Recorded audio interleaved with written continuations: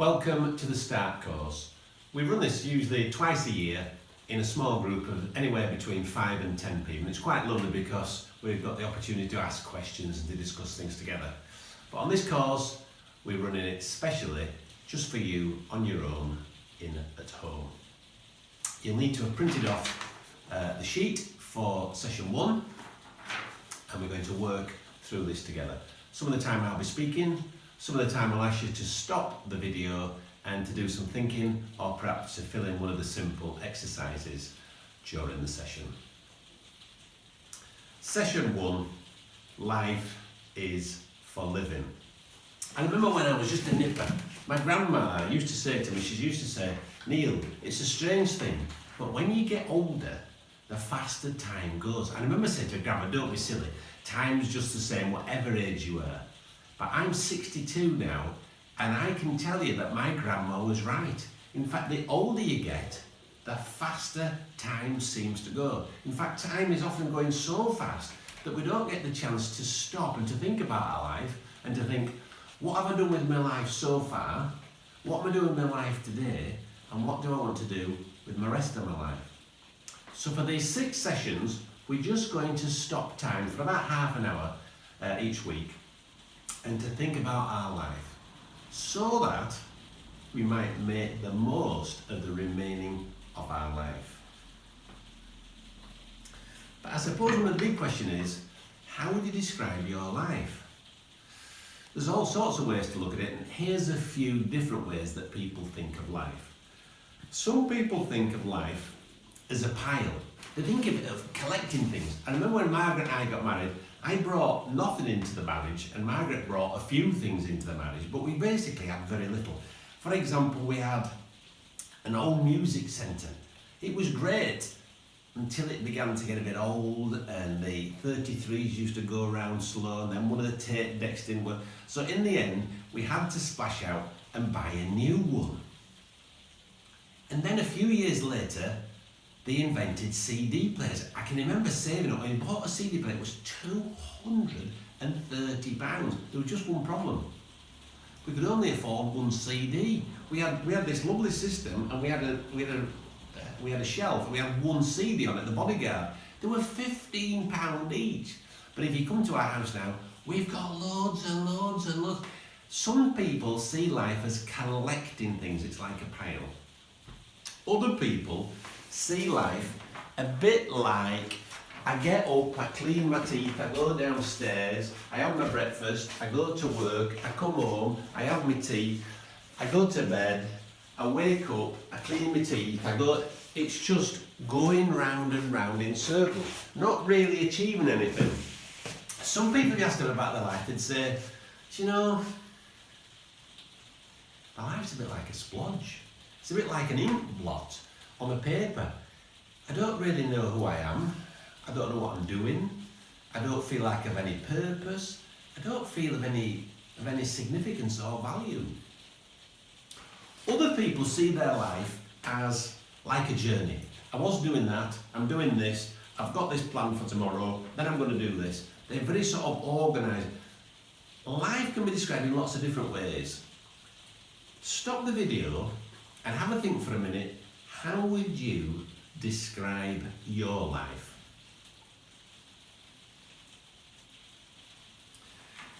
Now on your worksheet, you'll see a section called My Life Goals, and you'll see 12 things here. Enjoy my family, manage my finances, travel the world, new car, good personal health, etc. 12 of them.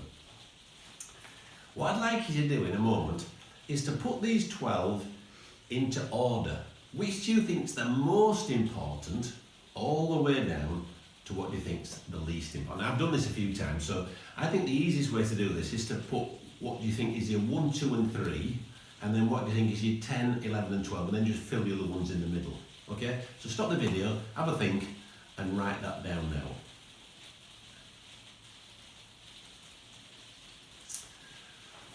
Now, I've done this exercise many times over many years with lots of different people, and of course there are different answers. And if you did this 10 years ago, or you did it again in 10 years from now, you'd probably write different. There's no right answer, but these are the things I've noticed over the years. Number 1, The things that people tend to put at the top, 1, 2 and 3, are the things that you can't buy. Good personal health, inner peace, true friendship, those sorts of things. The things that people tend to put at the bottom are the things that cost money, a new car, a nice house, travel the world, those sorts of things.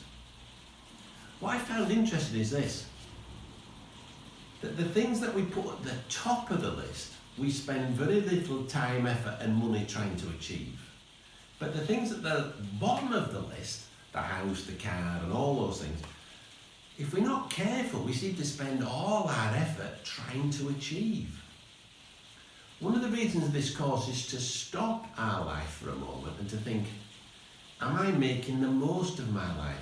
Am I actually doing what I want with my life? We're going to now have a look at our lifeline now. First up, let me do my lifeline. This is my lifeline. So I was born here in 1958 and I'm going to die up this end here. I don't know when that will be. I'm now 62, so I'm well up this end here. And I'm going to point out a couple of really nice things that have happened in my life. This one happened here when I was about 14. When I was about 14, I played in the final of the under-15s cricket tournament in the Bradford area. We got the opposition out for about 150, and when we came into bat, we were 25 for 2 when I came in at number 4. Now, I was really a bowler, but I could bat a bit at this level, and I came out, and I had the best day ever. I got 75, I hit the ball to all quarters of the ground, and when I came in, I virtually won the match for our team single-handedly. I remember walking off the pitch feeling about 10 foot tall, and because I'd got 50, I was also had a collection. There were 300 people watching, and I was able to buy pop and crisp for all my team for all the night. It was probably the best day I'd had in my life until that moment at the age of 14. The second day I'd like to tell you about happened here when I was about 28. Margaret and I, we got married when we were 25, and 3 years later, Peter was born. And it took 24 hours for this baby to come out, and as soon as the baby was born, Margaret fell asleep. She was exhausted. The doctors and nurses left, and I'm left, sat in this chair holding this baby. And it was a bit like Del Boy in that episode of Only Fools and Horses. I remember saying all sorts of strange things about what we were going to do and how we were going to look after it. I don't think I've ever known a moment when I was just so swamped with emotion. What a lovely occasion that was. Now here's a couple of sad times in my life. This one happened when I was about 26. So we'd been married for a year. We were living in Durham. I rang my mum and dad up just a couple of weeks before Christmas, and my mum answered the phone, and I said, how's everything? She said, everything's fine, but you know when you can tell that everything's not fine? So it turns out that my dad had got a lump on his neck. He'd been to see the doctor sent him to the hospital, and the hospital had done some tests. But they weren't going to get the results till after Christmas. And it was obvious from what the consultant said is, this could be cancer. So a few days later, we travelled down to Leeds. We spent the Christmas with my mum and dad, and it was just dreadful because we didn't know what to do. We didn't know whether to have Christmas, not have Christmas. We didn't know whether to be happy or not to be happy. It was one of the saddest moments in my life. Now, as it all turns out, after Christmas, the results came through that my dad did have cancer.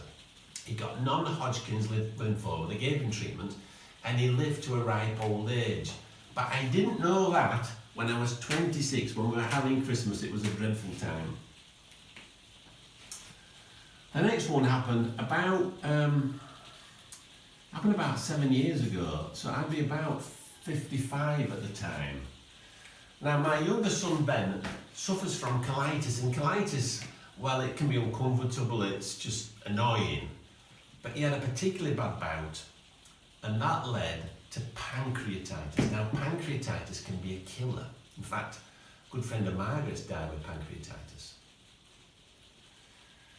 So he went into hospital, and basically there's no treatment for it. The colitis seemed as if it was kicking off the pancreatitis. The things that they wanted to do to help the colitis they couldn't do because the drugs might make the pancreatitis even worse. In fact, on one day they decided that they were going to take him down to the theatre and take all his bowel out and put a bag on him 6 months before he got married. That's what they did, they took him down. They opened him up, and for some strange reason they decided that they were going to put it all back in, zip him back up again, and just basically cross their fingers. We had a week when it really was touch and go for our men. I don't ever remember a week lasting so long. I don't ever remember a week that was so upsetting. Now that's my life here. There's been some ups and there's been some downs. There's been some ups, there's been some downs. What I'd like you to do is stop the video, draw your lifeline, your birth and where you are, and just write some positives and some difficult moments. Why don't you do that for a moment now?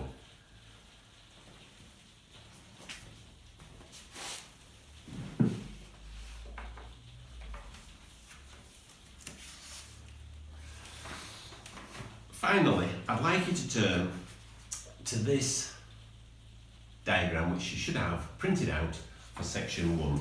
And we're just going to briefly have a look at that to conclude. Now, if spiritual life is like a trip to the railway station, where would you put yourself on the picture? If spiritual life is like a trip to the railway station, where would you put yourself? You might put yourself here. This guy here, he's at the plan. He's having a look and thinking, "Ooh, I didn't realise you could go there in the spiritual life. I didn't realise that was an option." Maybe you're just thinking about it.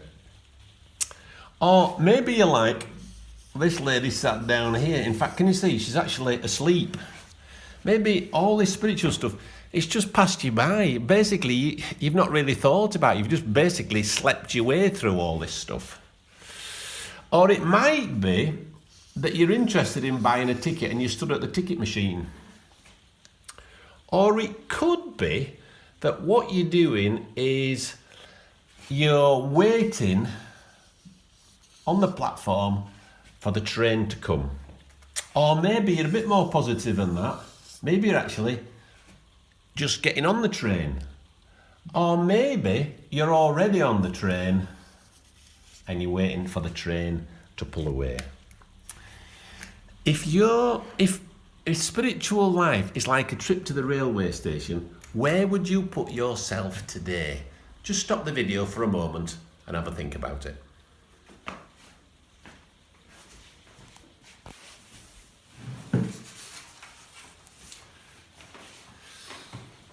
In this first session, we've been thinking about the subject, life is for living.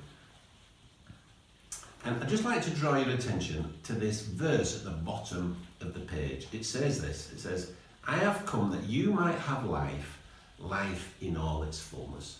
God's interested in you, and He wants your life to be the best it possibly can be.